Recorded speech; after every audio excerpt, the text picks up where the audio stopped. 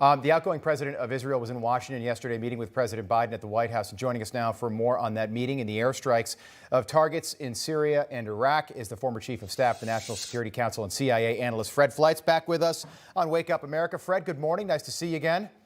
Hey, Rob, good morning. Fred, the big topic at the meeting, not surprisingly, was nuclear weapons in Iran. This, again, happening literally just hours after the U.S. launched airstrikes on 3 sites where Iranian-backed militias build drones that they use to then attack U.S. troops. And somehow, Joe Biden still wants to rejoin the Iran nuclear deal. Why do you think that is? Well, I think that the Democratic Party is obsessed with rejoining this deal because it was an Obama deal and they want to undo something that President Trump did. There were 2 sets of interesting meetings at the White House. There was outgoing President Rivlin with President Biden, and there were low-level meetings with the Secretary of Defense and National Security Advisor Blinken. And the Israelis are trying to make the point what a terrible deal this is, but I also think they're trying to see if the U.S. is going to re-enter the deal, what can Israel get out of it? Maybe additional military support, maybe additional intelligence sharing. I think the Israelis realize that Biden has made up his mind. Yeah. Jen Psaki was asked about those airstrikes yesterday during her press briefing. Take a listen to what she had to say. The Iraqi government issued a statement calling it an unacceptable violation of their sovereignty and national security. So I'm wondering, has there been outrage to the Iraqi government, and also do you have a response to that? Sure. Well, I would refer you to the government of Iraq on that specific question, but I will say that the Prime Minister is a partner. He has a tough job. His statement called for a de-escalation from all sides, and we agree with that. But the attacks against our troops need to stop, and that is why the president ordered the operation last night in self-defense of our personnel.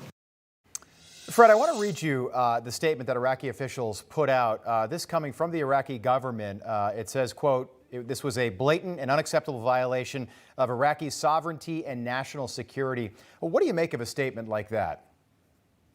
Well, the Iraqi government has to say that because these airstrikes within their territory are a violation of their territory and are very unpopular. I don't think the government actually means that. What's significant about the strikes that the U.S. conducted is that, you know, they were really too little too late. There's been dozens of attacks on U.S. forces in Iraq and Syria since January. This is only the second time we retaliated. Rob, I think this is cover for huge concessions Biden is planning on making to Iran. You watch. Wow, that's really fascinating, Fred. We are learning. We were able to confirm this morning, according to the Jerusalem Post.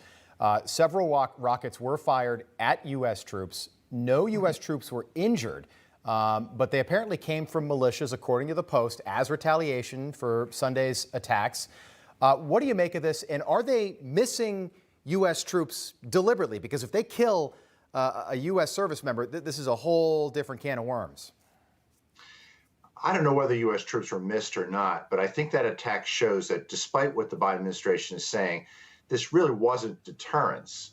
What we struck wasn't that significant militarily. It could easily be replaced. These drones and these buildings on the Iraq and Syria borders, this was some type of a demonstration, I think, for political reasons.